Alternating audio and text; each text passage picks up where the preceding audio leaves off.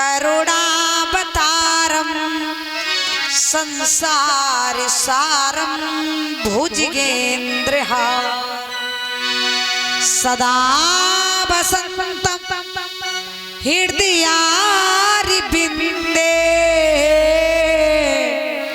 भवम भवानीं सहितं नमामि। बोली शंकर भगवान की। कर्पूर गौरम कपूर के समान,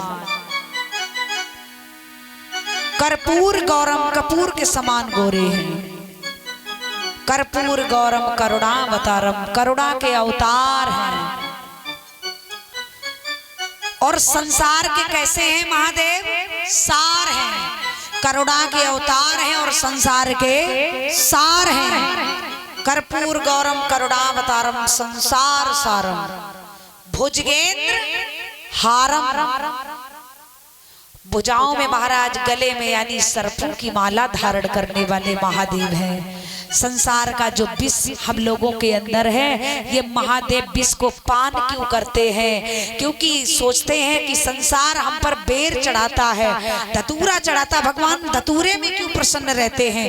क्योंकि महादेव का निवेदन कहना ये है, भाव है कि संसार का जितना विष लोगों के अंदर है वो मुझ में चढ़ा दो और तुम सब विषैले ना होकर के मीठे बन जाओ। बोलिए गोविंद भगवान की।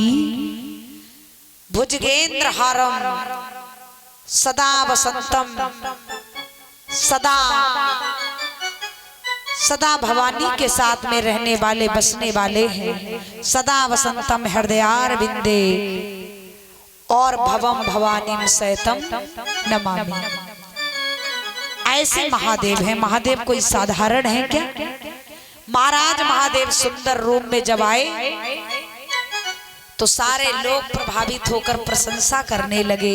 मैया मैना राजा हिमांचल के आंख में आंसू की धारा आ गई खुशी की वजह से।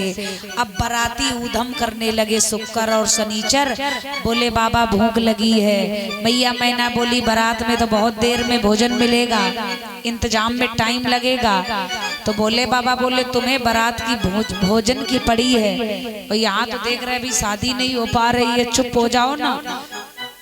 तो शुक्र शनिचर रोने लगे। मैया ने पकड़ी बाह, रसोई भंडार में रख दिया, जाके बिठाया। बोले बैठ जाओ, बच्चे हो। अब उन्हें क्या मालूम ये बच्चा है कि कोई और है? जैसे महाराज चार चार डबुआ पत्तल दोना 56 भोग परोसे गए तो महाराज वो चिल्लाने लगे ले ले आओ, धर जाओ, कमी हो तो फिर कढ़ाई धरवाओ, चालू करवाओ भंडारा। अब महाराज जितना भी आता है सब निरंतर पान कर रहे हैं। डबुआ पत्तल भी खा गए, ले आओ, धर जाओ। मैया मैना बोली ये क्या होने वाला है? पेट है कि टैंकर है? ये कैसे साधारण लाला है? मैया थोड़ा थोड़ा क्रोध में आने लगी। महादेव मुस्कुराने लगे। बोले देखो अभी हमारे रूप की हंसी हो रही थी, कितना अच्छा लग रहा था। अब खुद पर नंबर आया तो बुरा लग रहा है।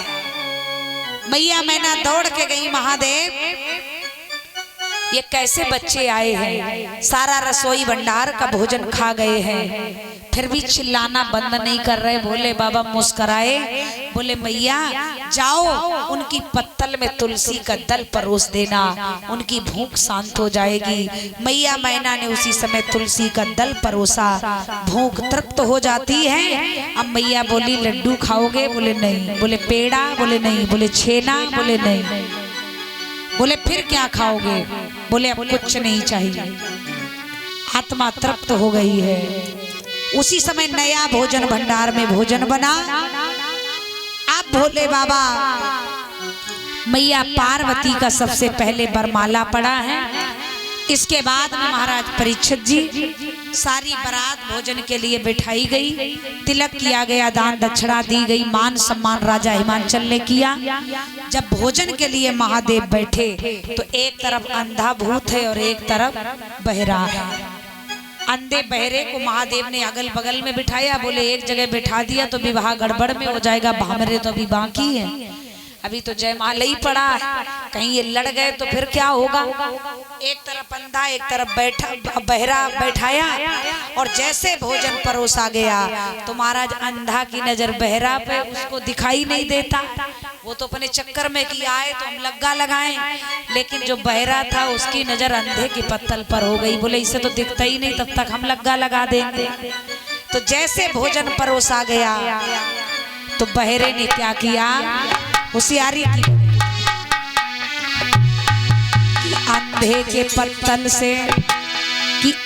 के पत्तल से बहरे ने रसगुल्ला